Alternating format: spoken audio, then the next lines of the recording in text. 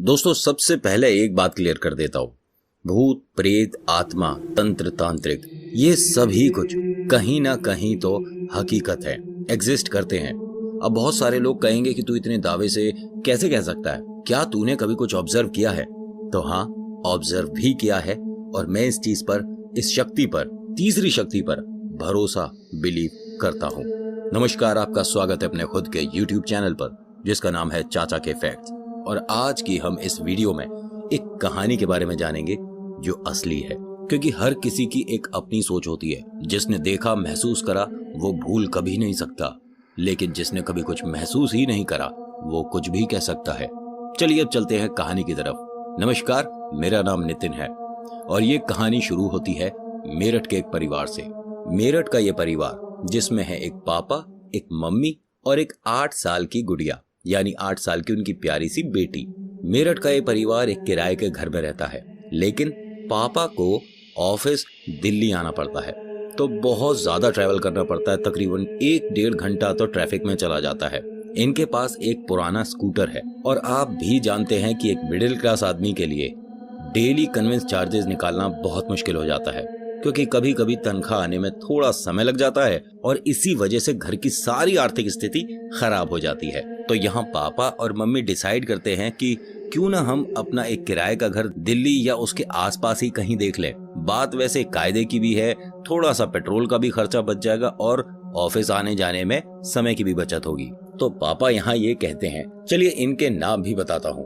पापा का नाम है वरुण और वाइफ का नाम स्मिता है और इनकी गुड़िया का नाम खुशी है। अब यहाँ वरुण स्मिता से कहता है कि दिल्ली में बहुत महंगा रेट चल रहा है, कोई भी घर हमारे को इतने रुपए में नहीं मिल रहा जितने में हम मेरठ में रहते हैं, क्या ऐसे ही चलने दें जैसा अभी चल रहा है? तो स्मिता ने कहा क्यों ना हम गाजियाबाद में देखें।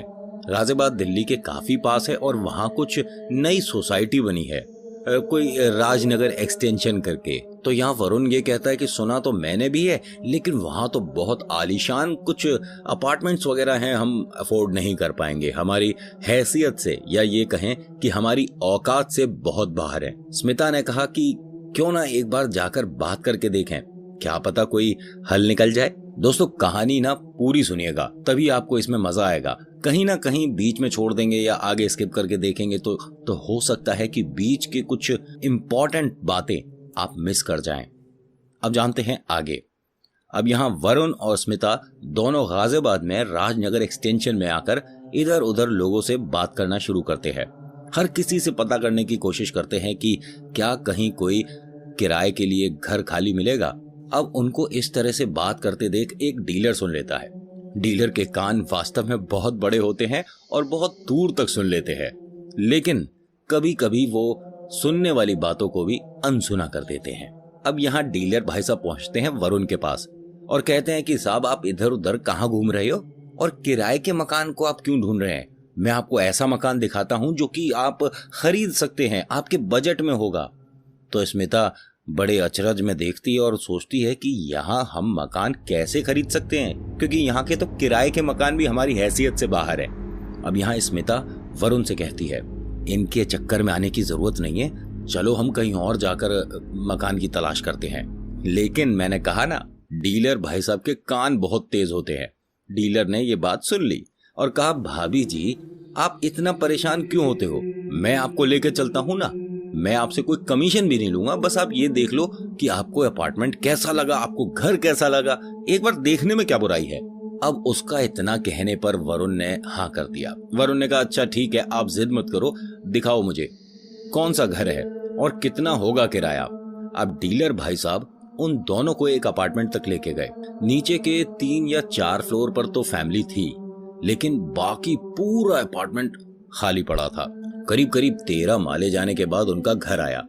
घर का नंबर 313 था और ये कहानी मैं आपको दोबारा बता रहा हूँ, मनगढ़ंत नहीं है, बनाई हुई नहीं है। और ये किसने मुझे सुनाई है ये मैं वीडियो के एंड में बताऊंगा। अब यहाँ वरुण, स्मिता और ये डीलर भाई साहब घर में पहुंचते हैं, दरवाजा खोलते हैं और क्या आलीशान टाइल बिछी हुई है, क्या घर की दीवारें हैं, खूबसूरत है, बहुत ज्यादा सुंदर घर। और यहाँ स्मिता मन ही मन ये सोचने लग गई थी, काश हम ऐसे मकान में कभी किराए पर नहीं अपने में आए तो कितना अच्छा हो। मुझे तो ये घर बहुत अच्छा लग रहा है। डीलर भाई साहब ने उनके मन की बात भी सुन ली, क्योंकि इनके कान काफी बड़े होते हैं। अब वरुण ने जब घर देखा तो इन प्रॉपर्टी डीलर भाई साहब से साफ कहा कि आपने घर तो दिखा दिया और वास्तव में बड़ा आलीशान घर है, लेकिन साहब हमारी हैसियत नहीं है कि हम इस मकान को किराए पर ले पाए। अब डीलर ने यहाँ तो पत्ते ही बदल दिए। डीलर भाई साहब बोलते हैं कि किराए के लिए क्यों सोच रहे हो आप? यहाँ आप क्या किराए पर रहने के लिए आने की सोच रहे थे? अब यहाँ स्मिता और वरुण ने दोनों को एक दूसरे को देखा और फिर डीलर से एक साथ पूछा, आप क्या ये मकान हमारे को बेचने के लिए सोच रहे थे? अरे हमारी हैसियत नहीं है, हम नहीं ले सकते ये मकान। हम अपने आप को बेच भी देंगे तो भी नहीं खरीद सकते। चलिए, हमने आपका समय खराब किया, उसके लिए हम माफी चाहते हैं। चलिए अब यहाँ से बाहर चलते हैं। लेकिन डीलर भाई साहब कोई कच्ची गोलियां नहीं खेल के आए हैं। उन्होंने तो मन में ठान लिया था कि इस फैमिली को ये प्रॉपर्टी बेच के रहना है। कुछ होते हैं ना, सिरफिरे, पागल, या ये भी कह सकते हैं किसी के लिए भेजे हुए। अब यहाँ डीलर साहब ने कहा कि आप इस मकान का जो किराया देना चाहते हैं वो इसकी किश्तें समझ के देते रहिए। और देखिए, वैसे तो ये मकान 30-40 लाख का है, लेकिन इन दिनों बहुत बढ़िया स्कीम चल रही है। जो मालिक हैं इस अपार्टमेंट के, उन्होंने इस पर बहुत भारी छूट दे रखी है। वो बस ये चाहते हैं कि इस साल के खत्म होते ये पूरा अपार्टमेंट भर जाए। और देखिए ना, अभी सिर्फ नीचे के 4 फ्लोर भरे हैं। आप हाँ करिए, बाकी कागजी कार्रवाई मैं कर दूंगा, आप परेशान मत हो। और भाभी जी देखिए, मिठाई तो मैं खा के जाऊंगा। अब यहाँ उसने सपने ऐसे परिवार को दिखा दिए जिनकी अगर 1 महीने की तनख्वाह रुक जाए तो उनके बच्चे का नाम स्कूल से भी कट सकता है। लेकिन देखिए, क्या मिडिल क्लास फैमिली को सपने देखने का हक नहीं होता? क्या सिर्फ अमीर लोगों का ही हक है सपनों पर? अगर हम सपने देखेंगे नहीं तो पूरे क्या करेंगे? और हाँ, मेरा मानना है कि आप सपने ना बहुत बड़े बड़े देखो।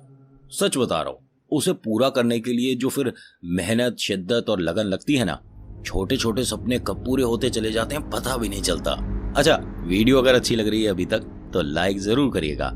अब जानते हैं आगे। अब यहाँ वरुण ने हंसकर डीलर से कहा कि आप बातें तो बहुत अच्छी और मीठी करते हैं, लेकिन असल बात यह है कि हमारी हैसियत है नहीं। चलिए, आपका समय देने के लिए बहुत बहुत शुक्रिया।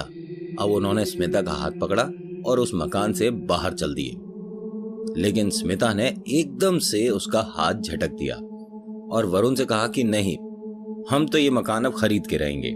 भाई साहब बिल्कुल ठीक कह रहे हैं, हम कब तक किराए के मकान में रहेंगे? अब यहाँ डीलर के जैसे ही मन की बात हुई। डीलर ने कहा कि मैं आपको इतनी आसान किश्तों में मकान बनवा के दूंगा कि आपको इसकी किश्तें भारी लगेंगी ही नहीं। भाभी जी, मुझ पर भरोसा तो करिए। अब लाइए, यहाँ पर 101 रुपए का आप शगुन दीजिए पहले तो, और मैं मिठाई लेकर आता हूँ।